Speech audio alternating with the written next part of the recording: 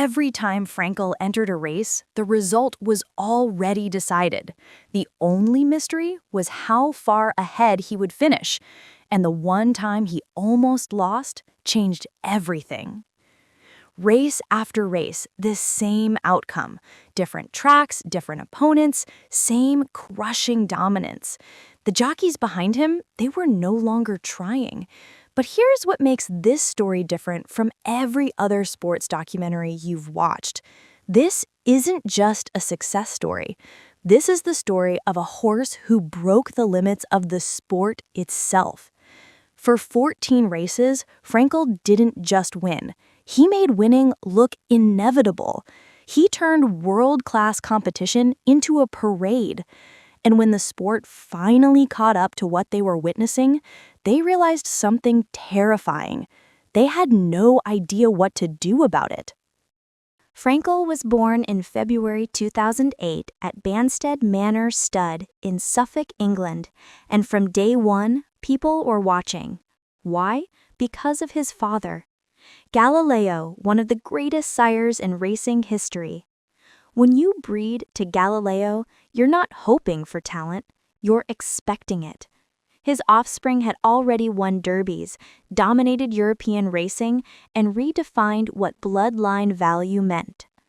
But Galileo had produced hundreds of foals, champions, yes, but nothing like what was coming. Frankel's mother, Kind, was from an elite line herself. The genetics were perfect, the expectations were massive, and then they saw him move. Even as a foal, Frankel was unusually powerful. His frame was bigger than normal, his movements were sharper. And his temperament? That was the problem. From the start, Frankel didn't behave like a normal racehorse. He behaved like a problem no one knew how to control yet. He was aggressive, not mean, competitive. He didn't want to follow, he wanted to lead, to dominate, to win every interaction.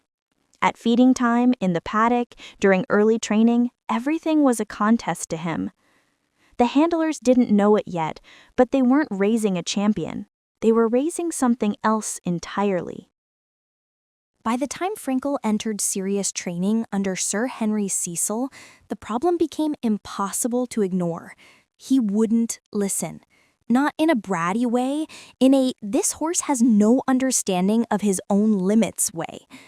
During training gallops, Frankel would bolt, not because he was scared, because he wanted to run faster than the exercise called for.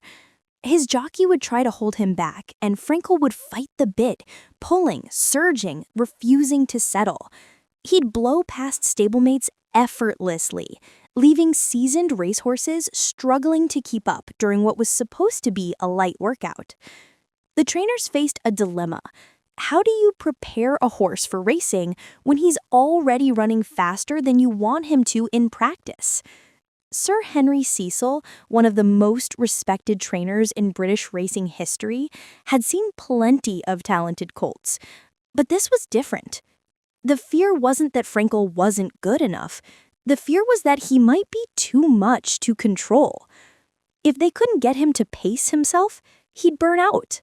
If they couldn't teach him discipline, he'd waste his energy before races even started. And if they pushed him too hard trying to tire him out, they risked injury.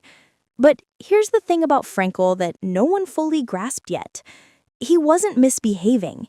He was revealing his ceiling, and the ceiling was higher than anyone had seen before. The real question wasn't whether Frankel could race, it was whether racing was ready for Frankel. August 13, 2010. Newmarket Racecourse, the Juddmonte European Breeders' Fund Maiden Stakes. Frankel's debut. The whispers had already started. People in the racing world knew something special was training at Warren Place. But whispers don't mean much in this sport. You prove it on the track, or you're just another overhyped colt. The race begins. Frankel doesn't break perfectly, but it doesn't matter. Within seconds, jockey Tom Queally feels it, the raw power underneath him. Frankel doesn't just accelerate, he explodes. By the halfway point, he's in front. By the final turn, The gap is growing. And in the final furlong, something happens that veteran racing commentators struggle to describe. The other horses stop chasing. Not because they quit, because the math stopped making sense.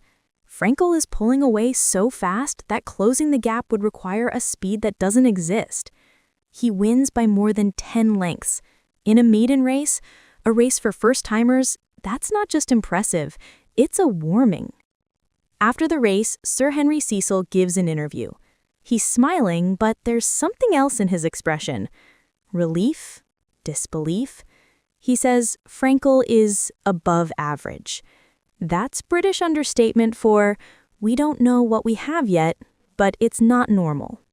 From this point on, races stopped being about competition and started being about damage control. If you enjoy real dominance, real pressure, and stories that don't feel scripted, subscribe now. Because from here on, Frankel stops rising and starts breaking records. What you are about to see isn't a climb to the top, it's what happens when the top isn't high enough. After that debut, Frankel's career became a tour. October 2010, Royal Lodge Stakes. He wins by 10 lengths. May 2011, 2,000 guineas. He wins by 6 lengths against the best 3-year-olds in Europe. June 2011, St. James's Palace Stakes. He wins by 5 lengths at Royal Ascot, one of the most prestigious meetings in racing. Different tracks, different distances, different surfaces, same result. But here's where it gets psychologically brutal. Other trainers stopped trying to beat Frankel. They started trying to finish second. Think about that. These are elite-level competitors with million-dollar horses, and their strategy became, let's not get humiliated. Some trainers started pulling their best horses from races when Frankel entered, not because they were scared of losing. They were already losing. They were scared of how badly they'd lose. Finishing 10 lengths behind Frankel would hurt a horse's reputation. Finishing 15 lengths behind could destroy future breeding value. Other trainers weren't planning how to win anymore. They were planning how to avoid being embarrassed. The racing world had never seen anything like this. Frankel wasn't just dominant, he was warping the entire competitive structure of the sport. Races became exhibitions, betting odds became jokes. A Frankel race had one question: how much will he win by today?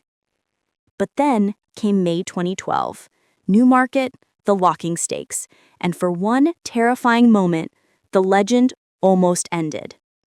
The Locking Stakes, 1 mile, Frankel's first race of the 2012 season. The setup is bad from the start. Frankel draws an outside gate position. Not ideal, but manageable for most horses. For a horse that likes to dominate early, it's a problem. The race begins. Frankel doesn't get his usual clear path. He's forced wide, and he's blocked. Jockey Tom Qualley has to make a decision: force through traffic or wait for space. He waits. Meanwhile, a horse named Celebration takes the lead, and he's not slowing down.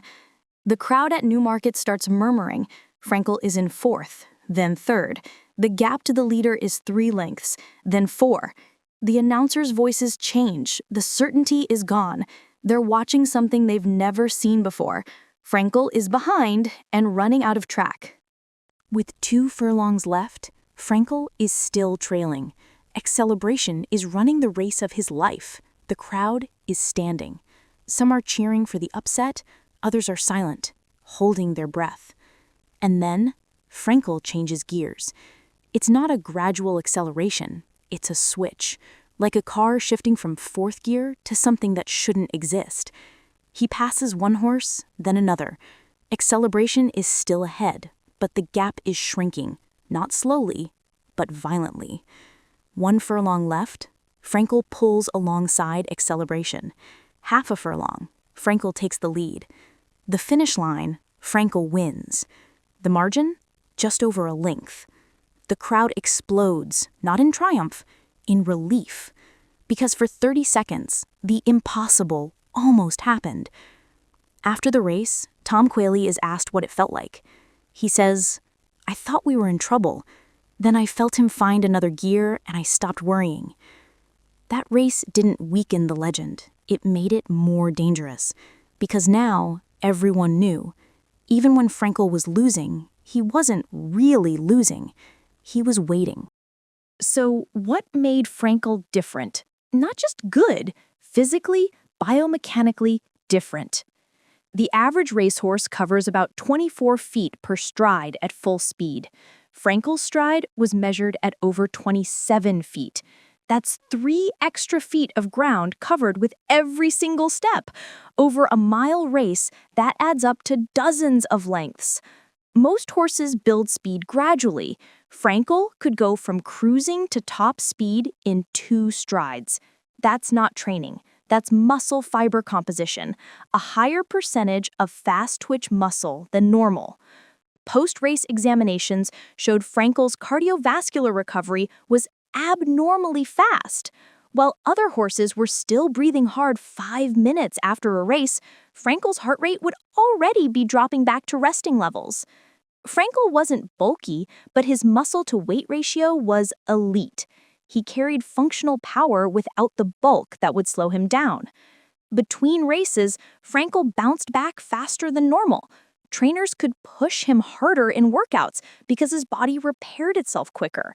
He wasn't just trained better, he was built differently. This wasn't luck, this wasn't just good breeding. This was the genetic lottery hitting jackpot after jackpot in the same organism.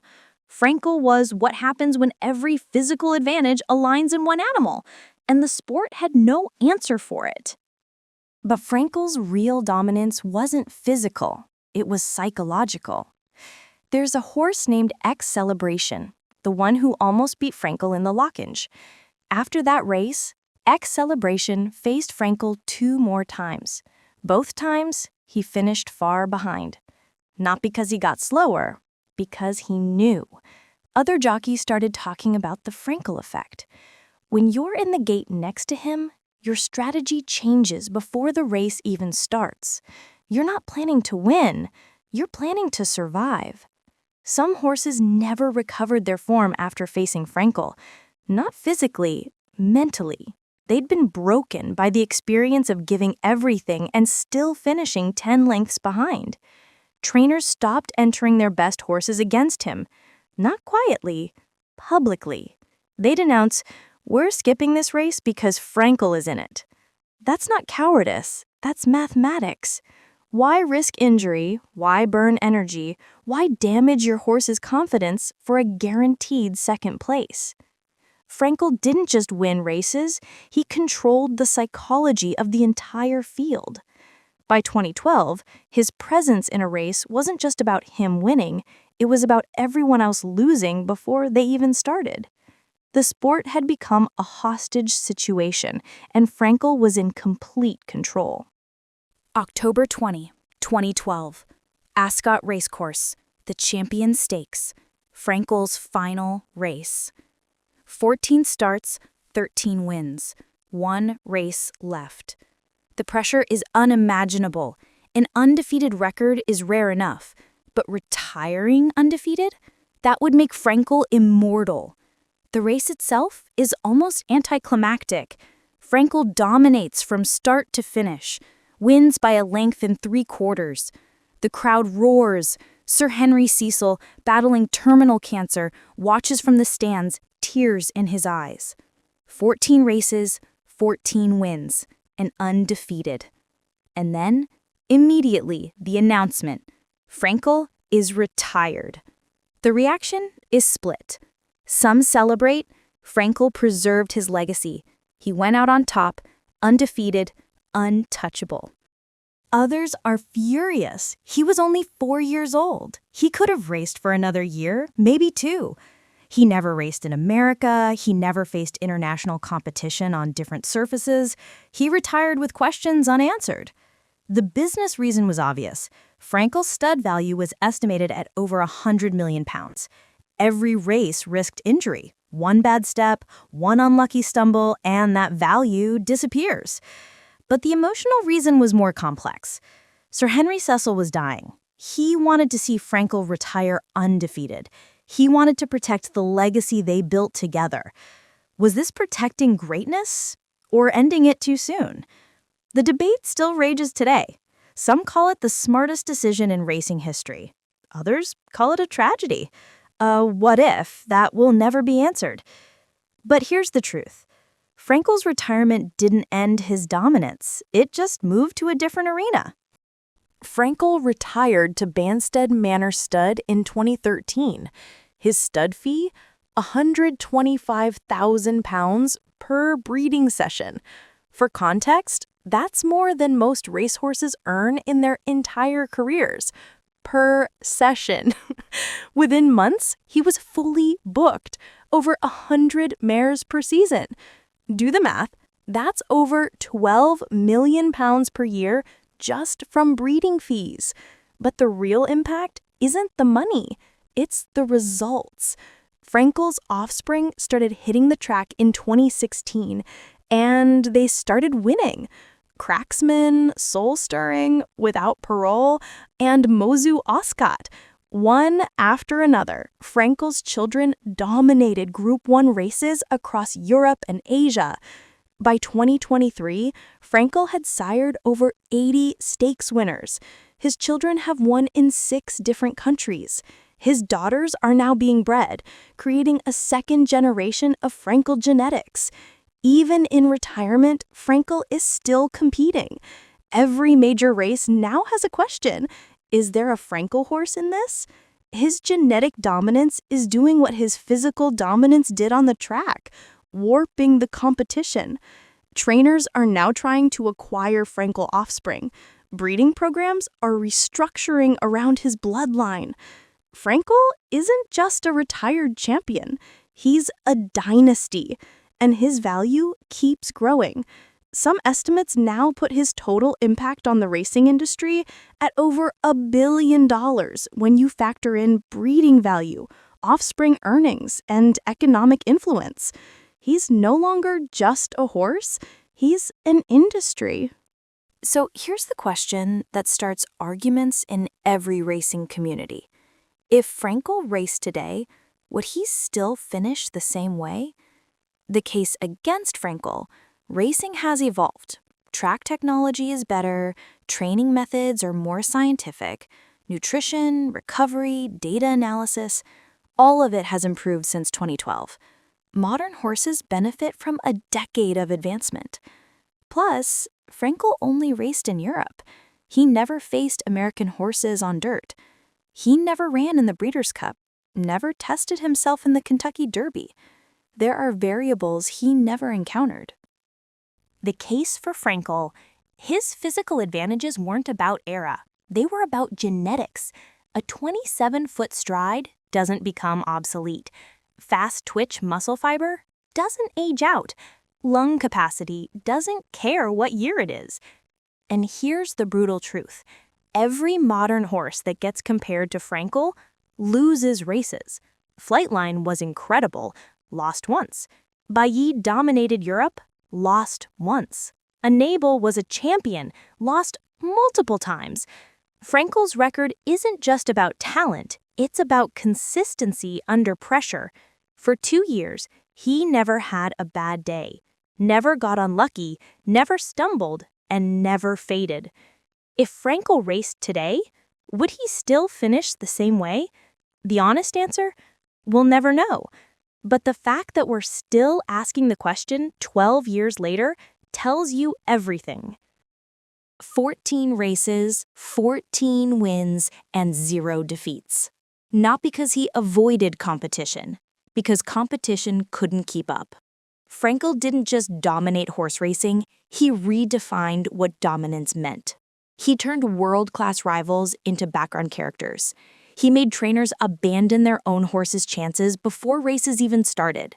He forced the sport to confront a question it had never seriously asked. What do you do when one competitor is simply better than the system was designed to handle? The sport had no answer, so Frankel answered it himself. You retire undefeated and let the legend grow. Some call that cowardice, others call it perfection. But here's what no one can argue. For 2 years, Frankel made the impossible look routine. And when he walked away, he left a hole in the sport that still hasn't been filled. Not because racing isn't exciting anymore, because it's not as certain. And certainty, the guarantee that when Frankel entered a race, the result was already decided, was something racing had never experienced before, and may never experience again. Comment the one horse you think could challenge Frankel today. Subscribe for more racing stories. Thank you for watching.